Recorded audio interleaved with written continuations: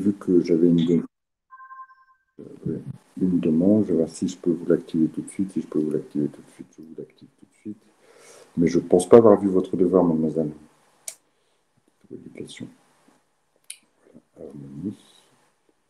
Il faudra peut-être me préciser comment vous l'avez envoyé et où vous l'avez déposé.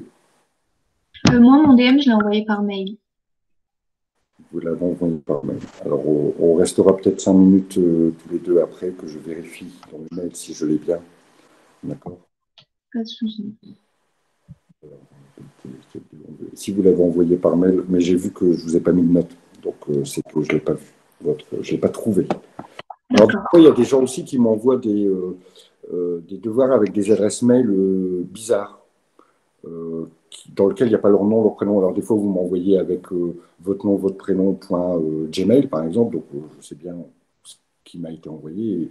Mais des fois aussi, vous m'envoyez un mail, je ne sais plus, il y avait eu monsieur Shadow machin. Je sais, qu'est-ce que c'est que ça? Et en fait, c'est un pseudo qu'il a mis sur son mail, la personne. Bon, c'est pas très professionnel. Et en plus, moi, ben, je ne sais pas qui c'est. Hein, clairement, c'est un peu compliqué. Bon, allez, on y va. Je partage l'écran et puis on commence cette correction. Hop, je vais remettre le sujet et vous aurez la correction mise aussi dans le Net Campus. Hein. Mais pour l'instant, on va juste se baser sur le sujet tel qu'il est là. Donc, je vous remets dans le contexte. On a Madame Lepoutre hein, qui a un certain nombre de projets, hein, et notamment elle a le projet d'ouvrir un nouveau centre et puis ou d'agrandir son centre. Voilà, il y a des projets d'extension. On sent bien qu'il y a des projets d'extension et bah, de façon à pouvoir protéger son patrimoine personnel, elle vous demande conseil quant à une modification de son statut juridique. Alors ici, la question, elle était la suivante. Proposer une solution juridique pour protéger le patrimoine. Pour certains, vous m'avez, alors je pense que vous avez été sur Internet, sur rechercher les informations, ce qui n'est pas coupable, hein, on peut très bien aller aussi faire des recherches, mais malgré tout, toutes les réponses étaient dans le cours. Et pour certains, vous m'avez parlé de déclaration d'insaisissabilité que l'on peut faire auprès des notaires. J'ai eu deux ou trois copies où on parlait de l'insaisissabilité de la résidence principale. Alors aujourd'hui, ça n'existe plus, ça, puisque depuis 2015, il me semble, la résidence principale ne peut plus être saisie pour des dettes professionnelles. Donc il n'y a pas plus besoin de la protéger. La protection est de droit. Par contre, effectivement, des déclarations peuvent être faites auprès d'un notaire qui rendent insaisissables tous les biens fonciers. Mais vous ne protégez qu'une partie du patrimoine, c'est-à-dire le foncier, d'accord? C'est-à-dire les immeubles, etc., les terrains qu'éventuellement la personne pourrait détenir. Vous ne protégez pas le reste du patrimoine qui peut être dans des biens qui ne sont pas des biens fonciers. Donc la solution, elle peut s'envisager, mais dans tous les cas, elle n'est pas complète. Elle ne répond pas à la question de l'ensemble du patrimoine, ne sera pas protégé. D'autre part, d'autres personnes se sont dirigées vers des formes sociales où il fallait des associés. Or, ici, Madame Lepoutre n'a pas d'associé. Donc, il fallait écarter justement ces formes-là. Alors, j'ai mis une partie des points malgré tout pour les gens qui m'ont proposé la SARL, mais en leur précisant, bah, voilà, ils n'ont pas la totalité des points parce que malgré tout, leur solution, elle n'est pas possible ici. Alors, certes, ce sont des solutions qui vont protéger, que ce soit la SARL, la SAS ou la SA, pire encore, hein, la SA, puisqu'il faut s'être associé, donc là, on n'est vraiment pas dans le truc. Malgré tout, voilà, ce n'était pas la solution qui était attendue. Les solutions qui étaient attendues, c'était soit le IRL, l'entreprise individuelle à responsabilité limitée, le URL, l'entreprise unipersonnelle à responsabilité limitée, ou la SASU. Donc il y avait trois solutions possibles. Il fallait bien sûr. Alors, bon, là, vous aviez le temps, donc des fois, j'ai des gens qui m'ont fait une page complète en m'expliquant tout de A à Z. Ok, c'est super. Mais le jour de l'examen, il faudra bien viser une des trois sociétés et expliquer pourquoi vous proposez ce choix. D'accord. Donc là, les trois sociétés, il fallait la proposer et aussi justifier la réponse. Pour le IRL, c'est la notion d'affectation du patrimoine qu'il fallait envisager. Donc, par cette déclaration d'affectation du patrimoine professionnel et personnel, ce qui fait que les créanciers ne peuvent s'attaquer qu'au patrimoine professionnel. Pour le URL pardon, et la SAS, et la SASU, pardon, c'est la création de la personne morale qui entraîne la séparation du patrimoine. Voilà ce qu'on attendait comme réponse pour cette question. Deuxième partie de cette analyse juridique du projet, il fallait envisager et comparer le CDI et le CDD. D'accord ? Ici, il fallait absolument, encore une fois, lisez bien les questions. Alors, pour certains, vous m'avez fait, encore une fois, une réponse plus longue que ce qu'on attendait. C'est bien. Au moins, il y a le minimum. Vous avez eu la totalité des points, sans doute, s'il n'y a pas eu d'erreur. Mais ici, on vous demandait de baser votre tableau d'analyse sur 4 éléments. Premier élément, les conditions d'utilisation. Deuxième élément, la durée. Deuxième élément, la durée. Troisième élément, le renouvellement qu'on pouvait coupler éventuellement avec la durée. Et les cas de rupture. On ne parlait pas du préavis, on ne parlait pas de la période d'essai, on ne parlait pas des indemnités que vous pouviez rajouter éventuellement, mais n'oubliez pas, effectivement, comme le disait une d'entre vous, je ne sais plus si c'est Célia ou Anan, que c'était long. Donc, le jour de l'examen, il faudra bien viser ce qu'on vous demande et ne pas s'étendre. Généralement, quand l'étudiant va plus loin, c'est qu'il ne sait pas forcément le principal. D'accord ? Généralement. Alors ici, passons en revue les 4 euh, critères qu'il fallait envisager concernant la comparaison entre le CDI et le CDD. On vous demandait déjà les conditions d'utilisation, et là, il fallait bien viser les différents cas de recours au CDD qui sont légalement, dont l'usage est légalement encadré. Je vous rappelle, on parle de CDD en cas d'augmentation d'activité de l'entreprise, en cas de remplacement d'un salarié malade, etc., etc. Donc, il fallait viser ces cas-là. Bonjour, mademoiselle.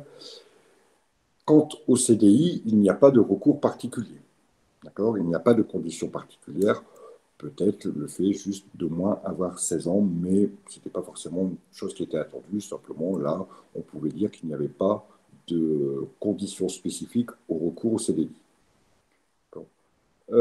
Ensuite, concernant la durée, évidemment, la durée du CDI, c'est une durée illimitée. Le nom du contrat nous le dit.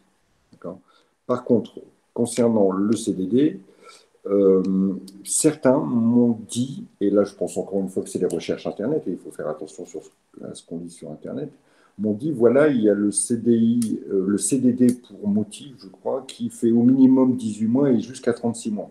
Oui, sans doute, mais c'est une forme de CDD particulier. En droit commun, en général, d'accord, le CDD classique ne peut pas avoir une durée supérieure à 18 mois, renouvellement inclus. Par contre, à cette règle de base, à ce principe, il existe bien sûr des exceptions, dont le CDD de mission, je ne sais plus comment ils l'ont appelé, bon, je n'ai même pas regardé, hein, mais sans doute que c'est vrai. Mais encore une fois, c'est une forme particulière, on pouvait le citer comme une forme, comme une particularité ou comme une exception à la règle, comme on pouvait citer aussi le contrat d'apprentissage, qui est un CDD, lui, de 24 mois. Donc vous voyez qu'on dépasse la durée de droit commun. Mais dans tous les cas, ça, c'était des exceptions au principe de base de la durée des 18 mois pour le CDD. Maintenant, concernant le CDI, on l'a dit, pas de durée déterminée, donc une durée qui est illimitée. On pouvait dire aussi que le CDD pouvait avoir une date certaine, mais pouvait aussi ne pas avoir de date certaine. Et en donnant un exemple, par exemple, dans le cas de remplacement d'un salarié malade, la fin du CDD étant le retour du salarié et en général, ça n'est pas forcément connu. Concernant le renouvellement, le CDD, lui, peut être renouvelé 2 fois. Bon, bien sûr que le CDI, le renouvellement, on ne parle pas de renouvellement. Alors, certains ont un peu confondu les choses, m'ont parlé de renouvellement de période d'essai, etc. Oui, mais c'est pas. Oui, mais voilà, on sait dans le critère période d'essai qu'il fallait mettre voilà, ces notions-là. Certains ont confondu préavis et période d'essai. D'accord ? Attention, je vous rappelle, la période d'essai, c'est la période du début du contrat, d'accord, qui permet de tester les compétences professionnelles du salarié. Cette période d'essai, elle n'est jamais obligatoire. Certains m'ont dit qu'elle était obligatoire dans le CDI ou dans le CDD. J'ai eu un peu toutes les réponses. Elle n'est jamais obligatoire. D'accord ? Pour preuve, c'est que de temps en temps, elle est même interdite. Un CDD qui serait un renouvellement d'un CDD ou un CDI qui ferait suite à un CDD ne peut pas porter une période d'essai, tout simplement parce qu'effectivement, la compétence a déjà été testée lors du précédent contrat. Et on aurait une période qui serait pas, qui, qui ne répondrait pas à sa vocation, c'est-à-dire tester les compétences professionnelles. D'accord. On aurait une période ici qui serait mise pour éventuellement favoriser une rupture de contrat. Or, cette période d'essai, c'est pour tester les compétences. Et si le salarié a déjà eu un CDD avant, par conséquent, ces compétences ont été testées. Elles n'ont pas à être retestées lors du CDD. Donc, dans ces cas-là, la période d'essai ne serait pas valable. Donc, je répète, concernant la période d'essai, elle n'est pas obligatoire, mais elle est possible dans les deux types de contrats. La période de préavis, qui est différente de la période d'essai, c'est la période qui court entre une rupture du contrat et la fin réelle du contrat. Une prise d'acte de la rupture du contrat et la fin. On en reparlera après quand on va voir un petit peu les problèmes des cas de rupture. On y vient justement, les cas de rupture. Alors, de base, par principe, en général, le CDD ne peut pas être rompu, hormis durant la période d'essai. Toutefois, encore une fois, à cette règle, il existe des exceptions, notamment en cas de faute grave ou de faute lourde, ou en cas de force majeure, d'accord, ou même en cas de reconnaissance d'inaptitude par la médecine du travail. Ce sont encore une fois des exceptions, mais de base, le CDD ne peut être rompu à partir du moment où la période d'essai a été dépassée. Concernant le CDI, là, par contre, le CDI, bien sûr, il peut être rompu soit à l'initiative du salarié, dans ce cas-là, c'est une démission, soit à l'initiative de l'employeur, dans ces cas-là, c'est un licenciement et vous pourriez reprendre les différentes formes de licenciement, que ce soit les licenciements économiques ou les licenciements pour faute. Ou, dernière possibilité, il peut être rompu par un commun accord, c'est la rupture conventionnelle. D'ailleurs, le CDD peut être aussi, par exception à la règle générale, peut être rompu d'un commun accord. Il peut être rompu aussi, je reviens sur le CDD, mais encore une fois, ce sont des exceptions. Il peut être rompu aussi par le salarié s'il prouve un CDI qui viendrait justifier sa démission. D'accord. Donc voilà les choses minimum qu'on attendait. Après, bon, voilà, si vous m'avez parlé d'un contrat écrit obligatoire pour le CDI, pour le CDD, bah oui, c'est valable, etc., mais ce n'était pas forcément entendu. Voilà sur les principales erreurs que j'ai pu relever et le minimum qui a été attendu. Ensuite, allons-y pour la suite. Voilà, question purement de cours. Alors, par principe, tous ceux qui ont fait un copier-coller sur un site internet, je n'ai pas noté, j'ai mis 0. Parce que je suis vraiment contre le copier-coller. D'autant que pour beaucoup de ceux qui ont fait copier-coller, je vous l'ai mis, pour certains, j'ai même mis les sites internet sur lesquels ils ont été rechercher l'information. Vous m'avez tout compris, tout copié, tout collé, avec des choses inutiles. Parler de l'obligation d'indiquer les risques naturels de tremblement de terre, etc. Bon, écoutez, ouais, c'est dur. Ouais, c'est dur. En même temps, la question, elle n'était pas sur beaucoup de points, donc c'est pas ça qui vous a fait basculer de 19 à 15 ans, ou elle était sur 1,5. Bon, ouais, je crois 1,5. Bon, revenons malgré tout sur aussi d'autres erreurs que j'ai vues. D'abord, ceux qui m'ont parlé du bail d'habitation. D'accord. Évidemment, ça ne répond pas du tout à la question. Et ceux qui m'ont parlé du contrat de crédit-bail. Là, c'est une erreur carrément de lecture du sujet et de compréhension de la question. Ici, on parle bien du bail commercial, qui est une location, d'accord, à caractère commercial, pas du tout à caractère d'habitation. Les règles ne sont pas du tout les mêmes. Et ensuite, le contrat de crédit-bail, c'est un mode de financement dans l'acquisition d'une immobilisation. D'accord. Donc, on ne parlait pas du tout de ces notions-là, mais bien du contrat de bail commercial. Alors, comment on pouvait le définir? C'est un contrat de location, effectivement, à vocation commerciale, donc qui est ici destiné à l'exploitation d'un fonds de commerce dans le local. Donc, ce qui veut dire quoi? Ce qui veut dire qu'évidemment, il faut être commerçant pour pouvoir y souscrire. D'accord? Être commerçant soit par l'inscription au RCS, ou soit par d'autres types de... Oui, c'est pas grave, Audrey. Donc, il faut être un commerçant. Mais il faut aussi exploiter un fonds de commerce, donc avoir un véritable métier. Ensuite, c'est un bail qui est conclu pour une durée en général de 9 ans, même si on peut avoir des durées plus courtes ou des durées plus longues, mais vous devez connaître les généralités, les exceptions, ce n'est pas forcément à savoir. D'accord. Maintenant, quelles sont ses caractéristiques? Généralement, c'est un bail qui est protecteur pour le locataire, puisque ce bail commercial, déjà au niveau de la durée, il lui donne un droit au renouvellement automatique au bout des 9 ans. Le bail est renouvelé automatiquement de droit au bout des 9 ans. Il y a quelques, mais vraiment, je vais vous dire que ce sont vraiment des points très précis que vous n'avez pas à connaître, mais il y a quelques exceptions dans lesquelles on peut ne pas renouveler le bail. Par exemple, si le local est vétuste, d'accord, et qu'il n'est plus exploitable.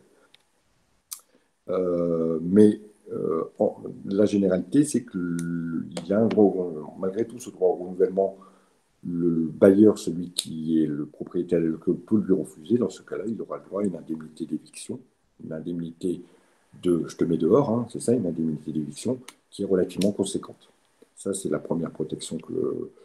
Ensuite, le loyer est encadré légalement, c'est-à-dire que le loyer, les hausses de loyer ne peuvent être faites qu'en fonction d'indices spécifiques. Ensuite, comme caractéristique, ce bail, il peut être rompu à l'initiative du locataire au bout de 3 ans ou de 6 ans. C'est pour ça qu'on l'appelle souvent un bail 369.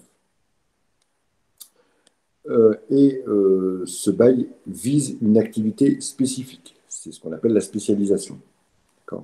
Si, en cas de déspécialisation, c'est-à-dire de modification de l'activité ou d'adjonction d'une activité complémentaire, le locataire est obligé de demander l'autorisation au bailleur qui n'est pas, lui, obligé de lui accorder.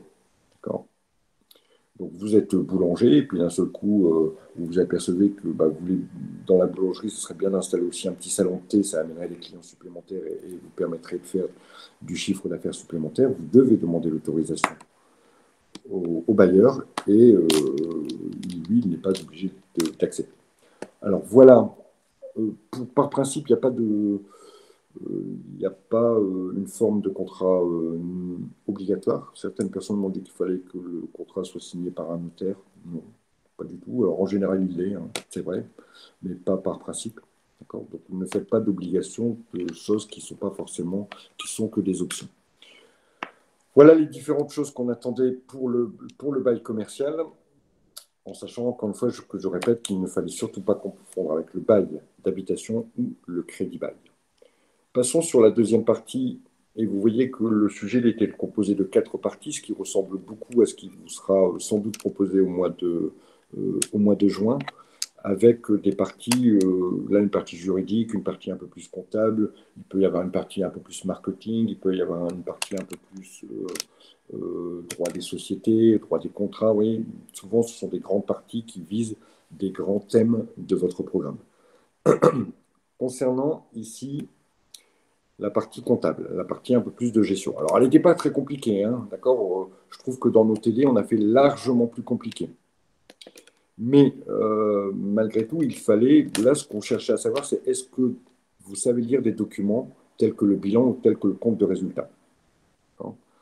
Je pense, par exemple, que le tableau des SIG qu'on vous a demandé lors du BTS Banc était plus compliqué à faire que juste la lecture de les créances clients et la trésorerie.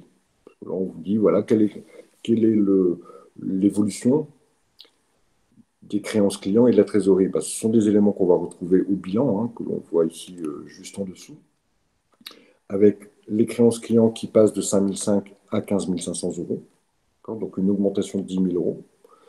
Alors certains m'ont dit, voilà, c'est un fois 2, c'est un fois 3, etc. C'est très bien, oui, c'est du plus, hein, il n'y a pas de souci. Vous verrez que dans le corrigé, moi, je l'ai traduit en pourcentage d'augmentation. Bon, j'ai malgré tout compté beaucoup de points si vous m'avez simplement parlé d'une augmentation conséquente. Parallèlement, on a une baisse conséquente de la trésorerie qui est divisée pratiquement par 3, puisqu'on passe de 2400 euros en 2015 à 800 euros en 2016. Voilà simplement la réponse qu'on attendait à la question. Ensuite, on vous demande d'identifier les causes. Et il fallait bien avoir lu le sujet, il fallait bien avoir compris le fait que Madame Lepoutre proposait des nouvelles prestations qui étaient payables au trimestre. Ce qui veut dire qu'une personne qui a pris un abonnement au mois de novembre ne paiera rien jusqu'au mois de décembre. Et c'est en ça où sa trésorerie s'est creusée. Donc là, il fallait viser justement cette modification de cible client, cette modification de stratégie qui a entraîné une augmentation des créances clients, mais aussi peut-être une augmentation au niveau des stocks, parce qu'il y a un besoin, parce que l'activité a été augmentée, donc les stocks ont nécessairement été réaugmentés, ou bien ils sont mal gérés, on ne sait pas, hein, d'accord. Mais ceux qui m'ont parlé de la problématique des clients qui payent le trimestre et en plus des stocks avaient la totalité des points. Alors après, vous m'avez parlé aussi de beaucoup d'autres choses. Euh, on y viendra après à calculer la valeur ajoutée. Vous m'avez donné aussi d'autres choses qui n'étaient pas forcément utiles, mais il fallait vraiment. Ce qu'on attendait ici, moi je vous dis voilà, ce qu'on attendait, c'est viser la problématique des clients et viser la problématique des stocks. Voilà ce qu'on attendait. Ensuite, on vous demande de proposer, si vous avez visé deux problématiques, essayez de donner des solutions déjà par rapport à ces deux problématiques. C'est-à-dire qu'il faut effectivement essayer de réduire le délai de paiement client, mais vous pouviez aussi rajouter à augmenter le délai de paiement fournisseur. Après, voilà, il suffisait de cibler déjà les deux problèmes et ensuite, avec vos connaissances, pouvoir en demander d'autres. Certains ont parlé de mobilisation de créances, alors j'espère qu'ils savent ce que ça veut dire, mais effectivement, c'était aussi une solution. Peut-être une meilleure gestion des stocks, donc qui passe par une diminution des stocks. Tout ça va faire remonter la trésorerie, a priori, ici, clairement, c'est la notion de BFR qui était mise en jeu et la notion de fonds de roulement. On pouvait apporter des capitaux aussi, on pouvait à la banque aller chercher aussi de l'argent. C'était des solutions qui étaient envisageables. Ensuite, on vous demandait de commenter l'évolution du chiffre d'affaires et du résultat. Cette fois-ci, il fallait s'appuyer sur le compte de résultat. D'accord. Alors, en général, l'erreur qui a été faite, c'est de ne pas additionner les 141 000 et les 32 300 pour constituer un chiffre d'affaires total de 173 800, et de comparer bien sûr avec la même chose, le même calcul pour 2015. C'est ça qui a été fait comme erreur. Après, je vous rappelle, l'évolution, on la calcule comment? Montant d'arrivée moins montant de départ sur montant de départ. D'accord. Donc, il fallait montant trouvé en 2016 moins montant trouvé en 2015 divisé par montant trouvé en 2015. Et vous obtenez un pourcentage qui était ici, je crois, de 13%, il me semble, de mémoire. Par contre, effectivement, sur le résultat, il n'est pas marqué résultat. Mais vous savez, parce que vous avez bien suivi le cours sur le compte de résultat, que le résultat ici, c'est un bénéfice qui a été indiqué ici et qui était de 50 en 2015 et qui est passé à 12 450 en 2016. Donc on a une augmentation, je crois, de 24 800%. D'accord. Alors ça a pu paraître bizarre à certains, mais il faut être sûr de ces chiffres, c'est tout. Vous avez fait votre calcul, ça vous donne. Alors certains sont partis après sur 248%. Ben non, c'est pas bon. C'était 24 800, 24 800% en plus. D'accord. Donc voilà pour cette évolution. Alors en commentaire, on peut dire qu'une toute petite évolution du chiffre d'affaires a fait faire une explosion du résultat et qui a fait faire beaucoup plus de bénéfices à Madame Lepoutre. Définir la notion de valeur ajoutée, on attendait deux choses. Ici, il fallait dire que ça représentait la richesse créée par l'entreprise et les modalités de calcul. Alors, en général, je n'ai pas été très regardant sur les modalités de calcul, d'accord. c'est la marge commerciale plus la production vendue, ce qui correspond à la production de l'exercice, moins les consommations intermédiaires. À partir de là, on trouve la valeur ajoutée.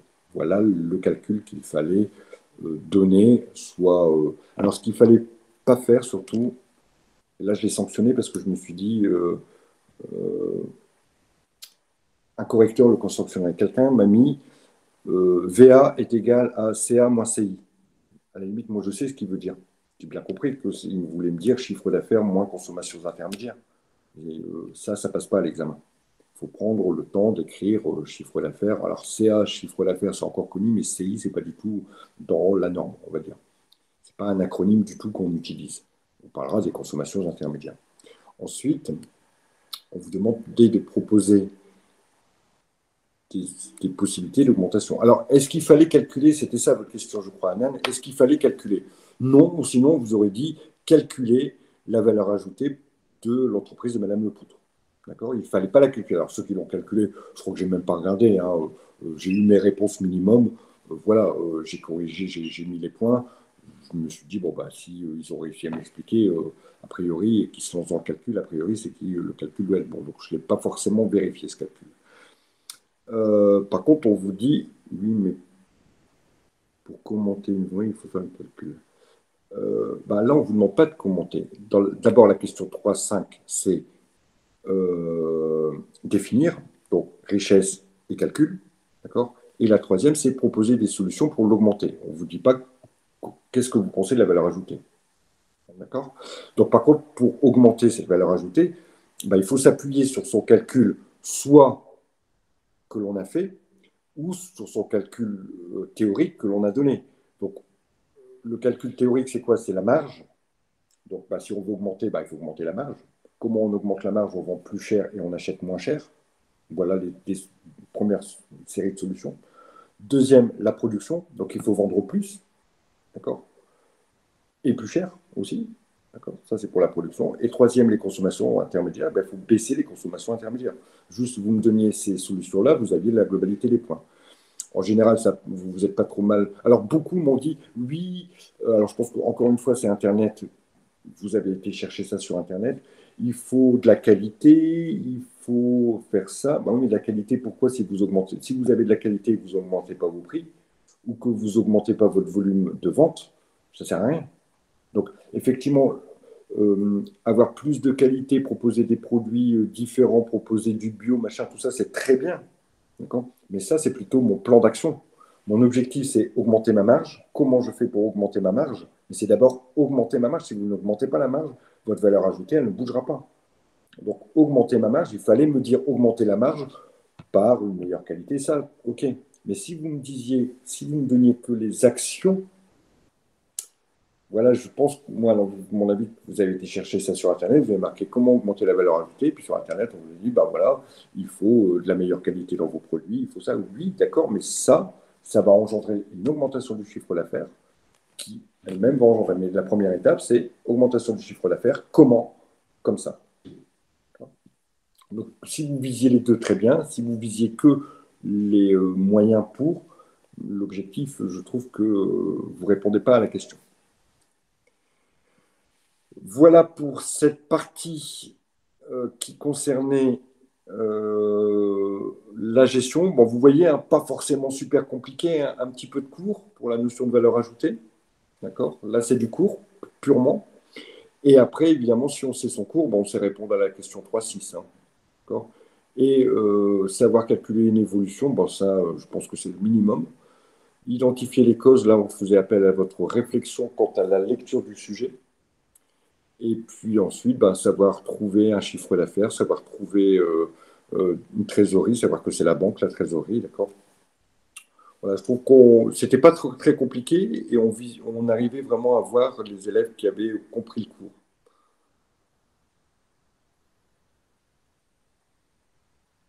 Dernière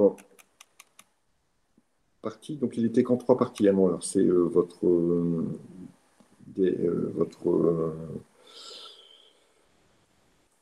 Votre examen blanc qui est en 4 parties, je ne me rappelle plus. Donc celui-ci est en 4 parties. Alors Madame, toujours Madame Lepoutre, hein, elle entend acheter un local, un nouveau local, d'accord, pour faire face à la concurrence.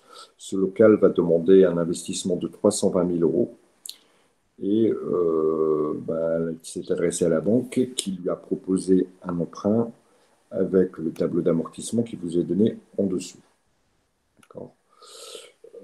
L'emprunt devrait être contracté en 2017, hein, et il va s'étaler jusqu'à 2023 puisque c'est en 7 ans, c'est ça? 1, 2, 3, 4, 5, 6, 7, voilà, et je crois que c'était 4% le taux d'intérêt.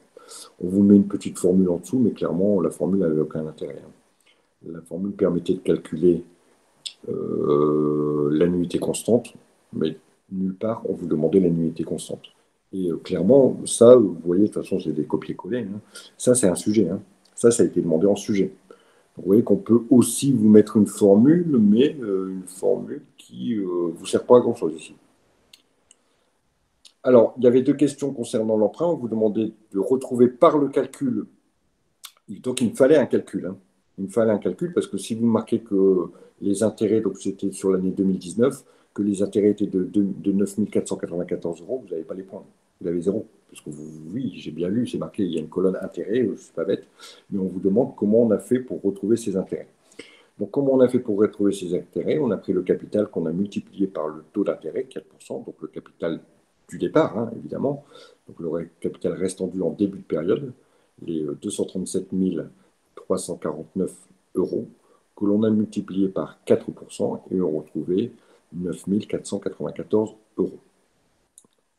Ensuite, la question, c'était... Et là, en fait, j'ai accepté plusieurs réponses parce que je trouve que même moi, quand j'ai relu après, je me suis dit, tiens, c'est un petit peu bizarre la façon de poser la question. Quel est le montant du capital remboursé? Mais après, en relisant, je me dis qu'on parle de l'année 2019. Certains m'ont dit quel était le montant remboursé depuis le début du prêt. Donc en année 2017, ils ont cumulé 2017, 2018, 2019. J'ai considéré que c'était bon, mais je pense qu'on attendait plus la réponse que pour l'année 2019, et encore une fois par le calcul. Comment on a trouvé le capital amorti, là, puisque vous avez compris que c'était ça que l'on visait, mais 43 821 euros. Eh ben, on a pris l'annuité constante, qui est calculée grâce à la formule, c'est-à-dire 53 315 euros, auquel on a retiré les intérêts. Et le restant, donc cette annuité que l'on paye, il y a une partie pour les intérêts, et le reste, ça vient pour rembourser ce que vous avez emprunté. Et par déduction 53 000 moins 9 000, vous retrouvez le montant des 43 000. Voilà comment on pouvait faire. On pouvait faire aussi par différence, hein, entre l'année 2019 et l'année 2020. Ça veut dire qu'entre 2019 et 2020, entre 237 et 193 528, on a remboursé 43. C'était aussi une possibilité qu'on pouvait envisager. Je ne pense pas l'avoir vu, mais c'était envisageable. Question suivante. On vous demande d'indiquer sur le compte de résultat quelle est l'incidence de ce remboursement d'emprunt. D'accord? Et là, il y a eu beaucoup de confusion de gens qui m'ont parlé de dotation aux amortissements. La dotation aux amortissements, c'est vrai que le terme se ressemble. Et je sais qu'une fois, il y avait eu un sujet où on demandait aux étudiants de faire la différence entre l'amortissement d'un bien et l'amortissement d'un prêt. Elle m'a posé beaucoup de problèmes, d'accord. Donc ici, on ne parle pas du tout du bien acquis. Effectivement, les 320 000 euros, ils vont servir pour acheter le local, qui lui aura une incidence dans l'actif immobilisé, etc. Mais on ne vous demande pas ça. On vous demande simplement le remboursement. Voilà. Les 53 000, quelle incidence ils vont avoir sur le bilan et quelle incidence ils vont avoir sur le compte de résultat. Prenons le compte de résultat d'abord. Et je pense l'avoir dit pendant le cours, et je le répète, et cette correction sert aussi à ça, à refixer un certain nombre de notions. Le compte de résultat, c'est tout ce que j'ai vendu moins tout ce que j'ai acheté, grosso modo, tout ce que ça m'a coûté. On est d'accord? C'est un petit peu une définition très light du compte de résultat. Ça permet de déterminer est-ce que j'ai gagné de l'argent. Ici, seuls les intérêts de l'emprunt sont une charge. C'est même une charge financière que l'on va retrouver dans la partie compte de résultat financier. Seuls ces intérêts, donc sur les 53 000 euros, 9 000 euros vont affecter le compte de résultat et seront enregistrés comme une charge et donc vont faire baisser le bénéfice. Ça, c'est pour la partie des intérêts qui touchent le compte de résultat. Maintenant, sur le bilan, l'emprunt, où se situe-t-il? Il se situe dans les dettes, donc dans le passif, donc dans les emprunts contractés auprès des établissements de crédit, donc dans la partie des emprunts, tout simplement, ça me suffisait largement. Et quand j'ai en 2017 contracté l'emprunt, une dette de 320 000 euros a été constatée donc, au passif dans la partie emprunt, et cette dette, au fur et à mesure des remboursements, vient diminuer, et elle sera diminuée pour l'année 2019 de 43 821 euros. Donc, impact sur le bilan, le remboursement fait baisser la dette auprès des établissements de crédit, fait baisser la dette de 43 921 euros. C'est tout ce que l'on attendait. Est-ce que vous cernez un peu mieux les choses, Célia, maintenant? Est-ce que vous comprenez mieux le sens de la question et surtout la réponse qu'il fallait y apporter? Oui, oui, je vois ce qu'il fallait dire. Moi, je l'avais plutôt compris, en fait, enfin, dans les recherches que je faisais, c'est comment on inscrit l'emprunt et du coup, pour comprendre comment il va évoluer. Et en fait, j'avais du mal quand on a inscrit l'emprunt, donc je comprends donc, pour les dettes financières, mais je voyais aussi que euh, il va aussi se répertorier dans les immobilisations, etc. Et c'était là où j'étais perdue, en fait. Oui, effectivement, vous avez raison, d'accord? L'emprunt, il sert à financer une immobilisation. Donc, d'un côté, au passif, on va avoir une dette au niveau de l'emprunt de 320 000 euros, et de l'autre côté, on va avoir l'acquisition d'un bien de 320 000 euros qui va être un actif immobilisé.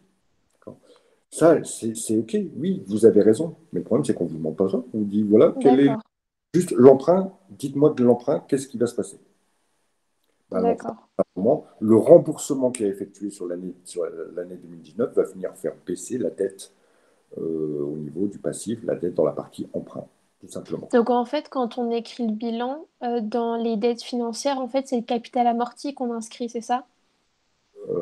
Alors, au début, dès que l'emprunt il arrive, d'accord, On met les 320 000. on met 320 000. Ouais. L'année, je vais rembourser 40, la première année 40 000. Donc l'année 2018, l'emprunt il va diminuer, il va être de 279 000. Ça sera toujours le capital restant dû qui sera inscrit. D'accord? Et il va D'accord. diminuer jusqu'au moins en 2023 où il n'y aura plus de dette puisque je l'aurai. D'accord. Donc en fait, dans le bilan, on inscrit le capital restant dû, mais en Exact, fait, ça veut dire que la dette diminue de 43 000, de 45 000. Donc c'est comme ça qu'on analyse, c'est ça? exactement, exactement. D'accord. Comme je rembourse une partie, bah, obligatoirement, je dois moins d'argent, donc j'ai moins de dettes. D'accord? Alors ensuite, on vous demandait, et là, c'est vrai que c'est par exemple une chose qu'on n'a jamais vue en cours, mais on vous donnait tous les éléments, et j'ai été étonné que certains aillent me chercher des choses ailleurs. Je dis, ben, vous avez une formule, on vous dit, voilà, calculer le ratio d'autonomie financière pour l'entreprise avant et après le rachat. Donc avant, il faut se baser sur son bilan 2016 que l'on a, d'accord? Et après, imaginer le bilan 2017. D'accord. Donc, on vous dit, le ratio, c'est le capital, les capitaux empruntés divisé par les capitaux propres. Le capital emprunté, si on se regarde pour l'année 2016, il y avait déjà des emprunts à hauteur de 17 200 euros, d'accord? Les capitaux propres, 21 000. Donc, il fallait faire 17 000 divisé par 21 000, tout simplement. On obtient un chiffre qui est largement en dessous de 1. Maintenant, imaginons, et c'est là où peut-être il nous manque un petit élément, c'est le capital, les capitaux propres de 2017. On ne les connaît pas, les capitaux propres de 2017. Mais on pouvait imaginer qu'on gardait les mêmes capitaux propres, 21 800. Dans tous les cas, malgré tout, le ratio, il fallait faire 320 000 au minimum ou bien on pouvait même rajouter peut-être les 17 000, et puis diviser par 21 800 toujours. Mais ne pas aller me chercher les 14 000, pour certains, ils les ont rajoutés. Et là, on obtenait un ratio qui était de 15 ou 17, je ne sais plus, mais largement au-dessus de 1. Alors, si vous n'avez pas bien réussi le calcul et si vous vous êtes trompé dans le calcul, je ne vous ai pas mis le point. Mais pour beaucoup, votre calcul, il faisait ressortir effectivement un ratio largement supérieur à 1. Donc derrière, vous avez eu la bonne analyse, puisque même si vous êtes trompé, vous étiez plutôt dans le coup. D'accord? Donc il se peut que vous ayez eu des points à l'analyse et pas de points parce que le calcul n'était pas bon. Ici, si on n'achète pas, on a un ratio à 0 et quelques. Si on achète, on a un ratio qui va exploser, qui va passer à plus de 15 ou 17. 17. C'est un ratio. Il ne fallait pas me mettre de pourcentage. Ce n'était pas utile. Donc, quelle analyse on a? On vous dit, voilà, une entreprise qui a un ratio de capacité financière, enfin de dépendance financière, d'autonomie financière qui est supérieure à 1, c'est pas terrible. D'accord? C'est pas bon parce que ça veut dire que l'entreprise est fortement dépendante de sa banque. Donc ici, il fallait d'abord, dans l'analyse, puisqu'on vous dit quel conseil vous feriez, indiquer que le ratio n'est pas bon, que dans ce cas-là, Madame Lepoutre se trouverait très dépendante vis-à-vis de sa banque. Ça, c'est la première chose. Et peut-être la conseiller sur des solutions.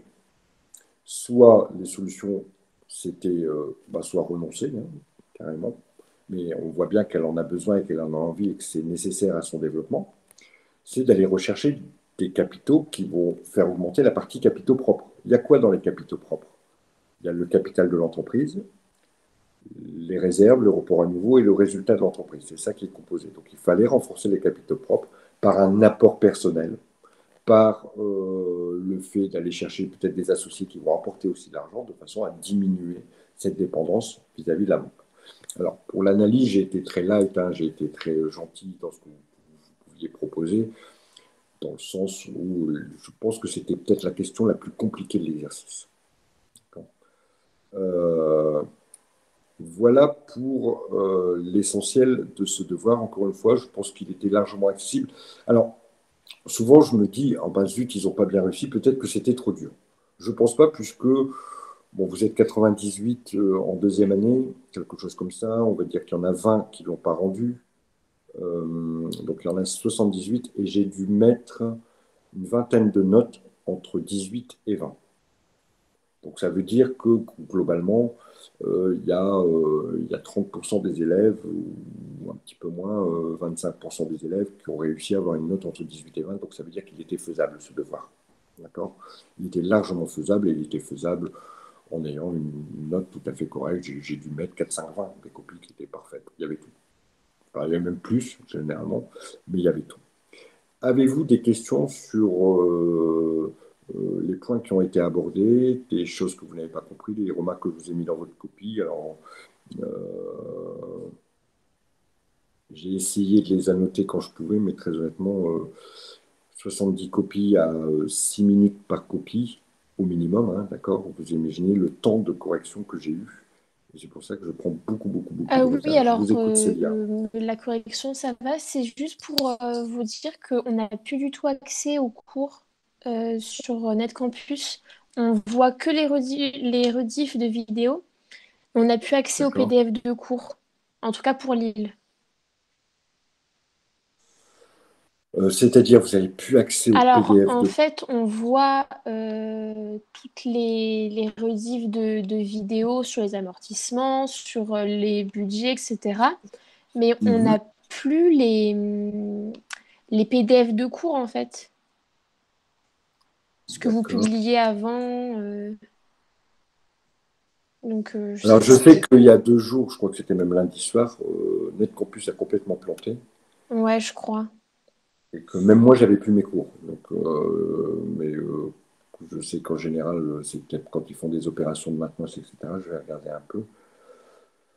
D'ailleurs, je n'ai pas vérifié s'ils étaient tous revenus, mes cours. Parce que dans ces cas-là, ça m'embêterait beaucoup, beaucoup, beaucoup, beaucoup.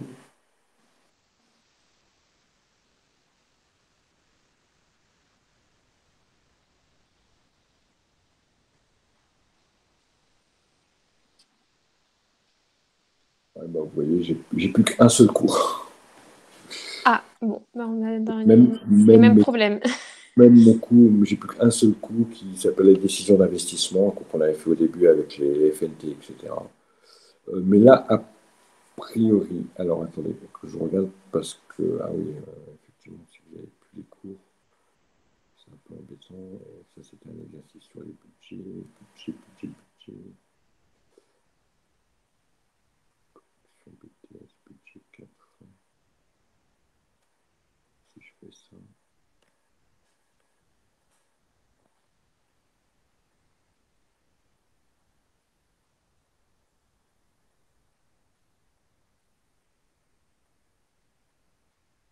Oh, purée. Ouais, d'accord. Ah, je vois qu'il n'y a plus rien. Je vois même des images bizarres. Alors, papa, je vais remonter dans vos cours. Si je prends par exemple les stats que l'on avait fait.